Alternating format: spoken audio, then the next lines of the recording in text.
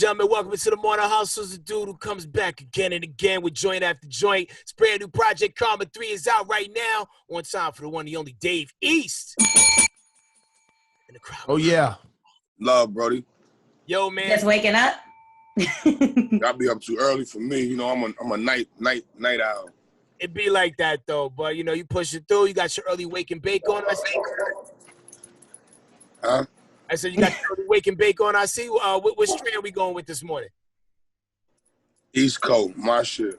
Man, that's okay. Finger length. Is that an indica or a sativa? It's dope. All right, say no more. We know what that is. We appreciate it. Thanks for the clarification, brother. Dropped a lot of joints in the past, but you know, like now all these artists are dropping stuff within the span of COVID-19. How has this process been, like, you know, compared to your other rollouts? To me, it was really, like, it's dope. Nigga just can't do no shows. And you do like, shows as far as the studio and all that's the same. I still get in. Just can't go perform the music nowhere. You know what I mean? And you do pretty big with touring. Whenever you go touring, I know you sell out pretty much every show and everything. So I know that's probably like affecting you a little bit. I know you let a stage. Right. Just the people, just the vibe, looking in the crowd, seeing people know your shit word for word, all that type of shit. That's missed. Right. Now, you know, kids are getting ready to go back to school. I know. Not mine. So you keep a Kairi at the crib. Y'all doing the virtual learning thing? That's the smartest thing. How is that working for you? Because I know, like, some people had to start doing it in the middle of last year, and some people realized that they were good parents, shitty teachers. How is it working on your end? I'm a better teacher than whoever going to teach her wherever she going. I'm her father. You know what I mean? I think the only thing they missing out on really is the interaction with other kids. But why out the blue? If the club not open for me to go perform my music, why would I send my child to a school full of other people? It just don't make sense. Is that holding up anything else, Dave? Because I know you have the Wu-Tang Saga where you play Method Man, and the second season is supposed to be coming up. Are they pushing that back, or, you know, what's going on with that? Yeah, we were supposed to start filming that in June. Your man, COVID coming through bullying shit. Mm-hmm. COVID coming through tearing stuff up. COVID coming through on bullshit. I actually saw Method Man and another thing on Netflix over the weekend, and I was like, yo, he's stealing Dave East parts. So do you feel like y'all gonna have to arm wrestle for a part later on in life, maybe? Nah, actually, I want to do some shit with him. Meth is a hell of an actor. That'd be fire. I'm dying to do something, like, actually with him. It was dope to portray him, but now I want to do something with him. You know what I mean? Yeah, if they ever really do a proper high sequel, because, like, How High 2 doesn't count. You know, like, oh my God. At all. You know, like, yo, I didn't watch it when it premiered, and I skimmed through it on Netflix. That shit like Belly 2. Like, after the first Belly, hey man, I don't know why they keep doing that. You fucking up the legitimacy of the legacy, but fucking the legacy up, man. But yo, a wild stoner comedy with you, Meth, and Red would be nutty. I'm all the way with that. I had to have Snoop on that shit too. Facts. Snoop got to be up in there. Maybe even Wiz. Snoop Wiz, and Mike Epps, and we got a movie. That would be lit. That's so let's talk about Karma 3 a little bit, because I love the project. You got some dope ass features on there. One of my favorite records is Know How I Feel, featuring the legendary Mary J. Blige. How was it working with her? Did y'all actually get into the studio together? Yeah, hell yeah, we did that in person. Mary, that's incredible, man. Just her voice, hearing that shit in the booth, like right there, it's crazy. Yo, on that pass her the blunt. It's crazy. And she don't. I'm thinking Mary J. Blige will come with a whole team of songwriters, and she do that shit like a rapper, like, you know what I'm saying, like. write that shit up, write that shit right there on the spot, and go do that shit right there on the spot. Mary different. Did she do the dance in the studio with you while she was in there? Did she hit the Mary? brought the moves out. Yo, on that record, you had a lot of cold lines too. You know, I seen Fiend Still High from 2005. Now, anybody who's ever been like, within, certain businesses, sometimes when you see like, I guess the byproducts of your work years later, how does that sit on your conscience sometimes? With me, it's like, I always look at it like, it's never nobody intentions to fuck nobody life over, no shit like that, through no hustling, you know what I'm saying? Like, niggas be doing that to get money to make they self be all right. So with that line, it's just one of them, like, I know alcoholics, I know a bunch of people that been that all my life. I'm 32, and they've had to been getting high before I got here, you know what I'm saying? Mm-hmm. So it's just real shit, you know what I'm saying? And it's a lot of times it be dope, because they'll see I bump into them now, and I'm me now, you know what I'm saying? And I can actually give them, so I give them a couple dollars, or I could just be like, nigga, I remember when I was fucked up and I was seeing you, like, you know what I'm saying? So it just be showing me how far I came and like what I kind of separated myself from, you know what I mean? This is the third installment of Karma. The last one was about 2 years ago, so you took some time. Can you recall a time that Karma actually came for you?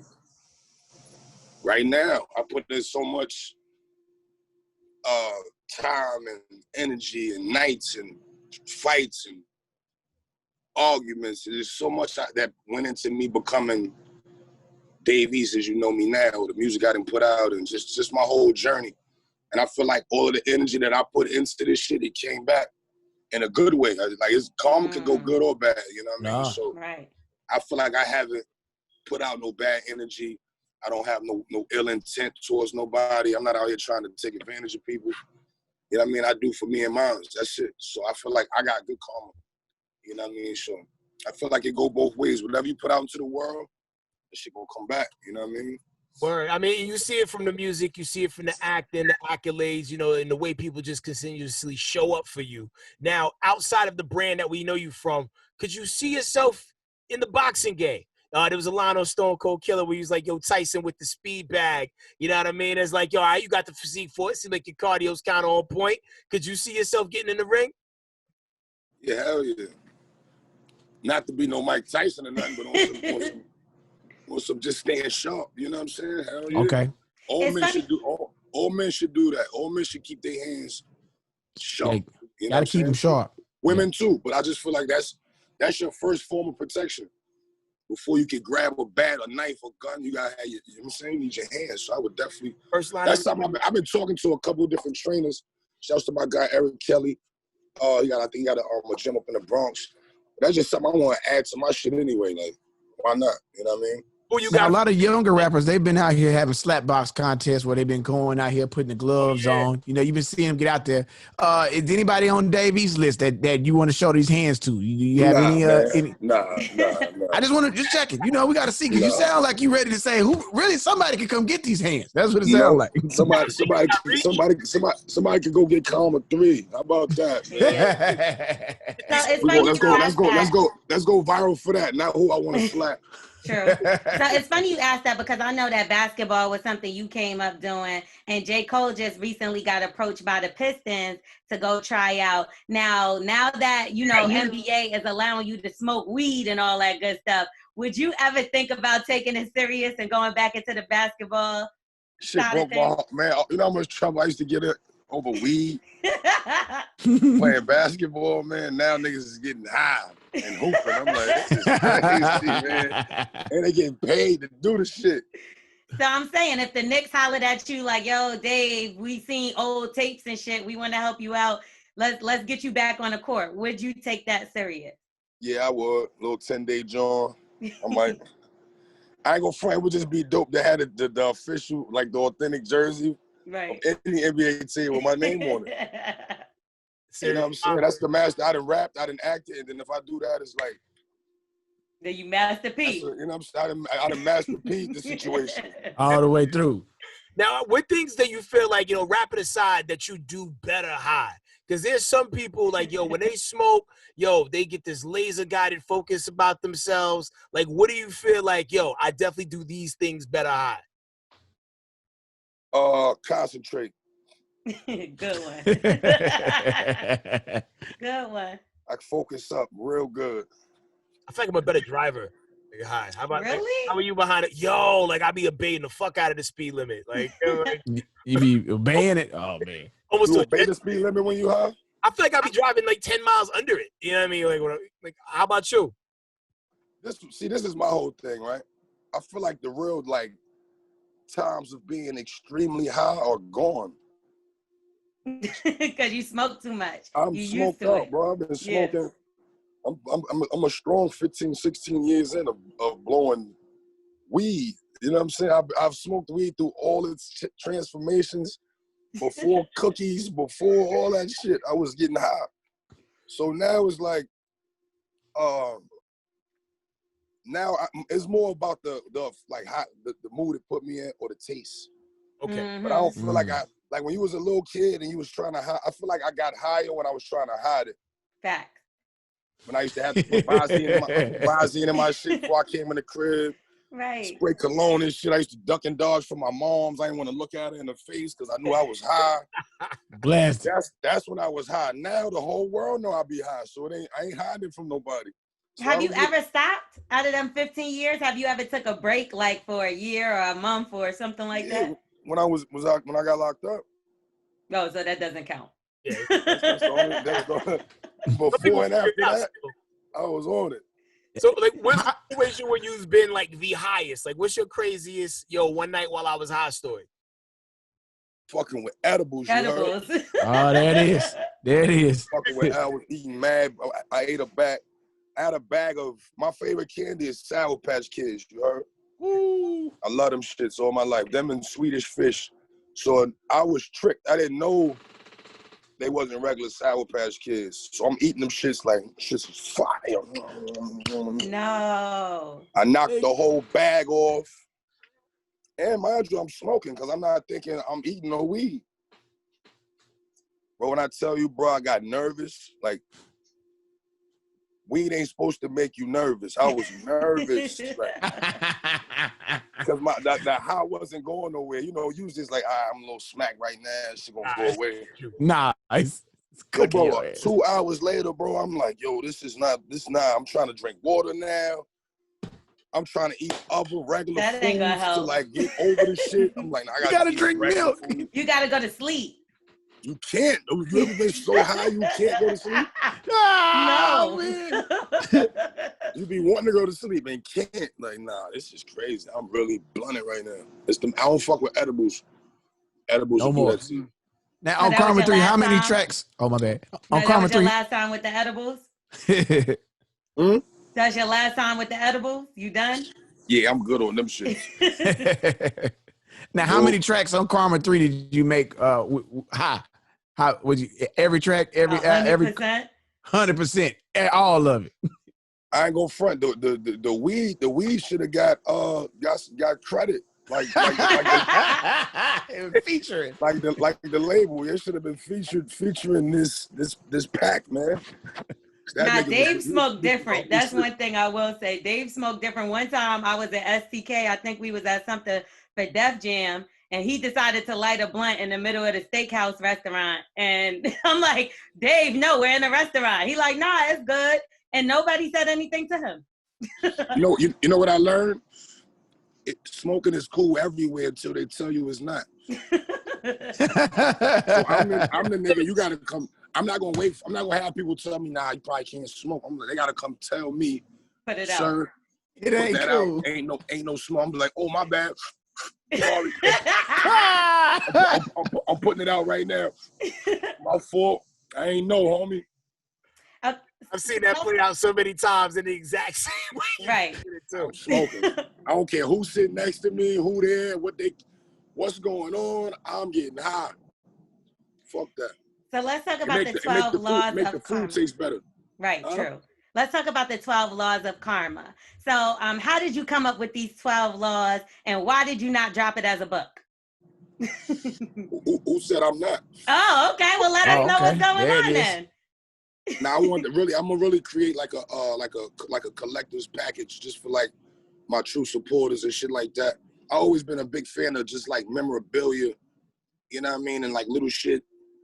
that my favorite artists have put out, or I mean, just little shit. But I used to read the 48 Laws of Power all the time. Like, I'm a big fan of that shit, and just how that shit plays off into like everyday life. So I just thought it would be dope, and it got me looking wise out here, like I'm dropping knowledge. You do. You're dropping gems every day, and people are really taking to it. That's why I think it would be a good idea. You know, I want the book, so you can send it to me. I'm gonna do like a coffee book, like a, you know what I'm saying, like a. That'd be fire. Coffee table book, yeah. One of them shits. I think that's important too, because like, you know, like music is invisible when you're not listening to it in real time. And I think, you know, with the fact that people aren't physically going to buy things, you gotta have something to take away from the book when everything's all said and done. Like that case in point, damn, it's not on my desk right now, but you know, Lord Jamal, he came out with an album years ago. It was a 5% album, and it came with a book that had like the beginning of the 5% Nation. I don't know what that album, but oh, actually, yeah, I keep it right here. The book, like, you know, like I don't know what the album is, but the book is always like within. You just keep that joint on you, or that was you had that plan? Nah, because it's just some wise, you know, there's some dope gems in this book. Like it gives you the whole breakdown of the 5% Nation, why they started, how they started, their principles, their values. So even if you ain't part of the nation, you can at least understand their principles, and it came with the album. So I always thought that was like one of those things where like, yo, it was bigger than the music, you know? So doing that 12 Laws of Karma, that's dope.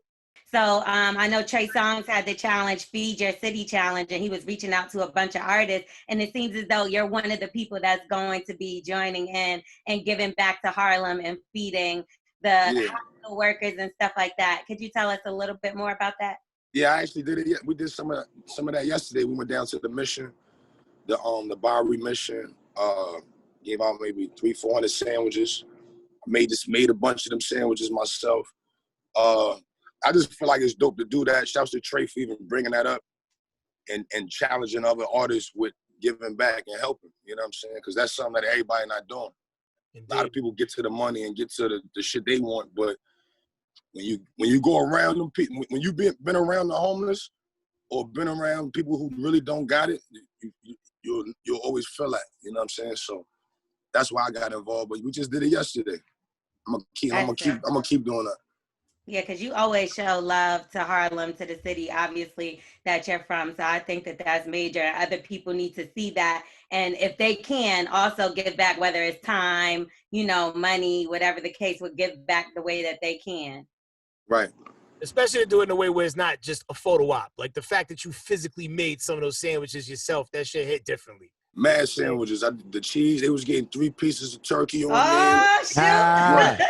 It wasn't no skimpy sandwiches, you know. Triple decker. Good sandwich, and they got a cookie in the bag with Look the at sandwich. that. With the juice. You know what I'm saying? With the juice. Now, did we have the juice? Now we had the cookies and the sandwiches, though. Okay. You don't know what people's sugar issues are. It's better not that you put. You better. Hey, them juices be fired on them lunches when they have them like that out there.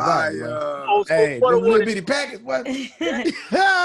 Now, Dave, Nipsey's birthday just passed. He would have been 35. And we know that you two are really close. I was a good friend of yours. And I see you actually lost another close friend. So condolences to you. I see like you just been, you know, hit with some bad news. But I was wondering what you thought about the situation with Tekashi 6ix9ine and him saying that he was paying respect. Do you feel like he's trolling? I don't got no comment on 6ix9ine. Okay. Got you. Well, help us out with this. You know, there's a lot of people. Y'all gotta stop asking questions about him, man. Just the whole world. That's why he's still relevant. Keeps him alive. Nah, but real quick, you know, not for nothing. Like, you know, a lot of people are walking around talking about how this COVID thing is not real. It's, you know, it's a man-made thing. You know this better than anybody that it is a real thing. You know, what can you say to everybody who feel like this is like a doctored up hoax? The shit is real, you heard? Facts. People died from it. Like, I got family that didn't pass. Like, literally, like my aunt died from, like, I mean, that's what they saying was the cause of her death. Like, you know what I'm saying? So I really ain't physically watched nobody catch it and die from it. But I'm not going to be the one oddball.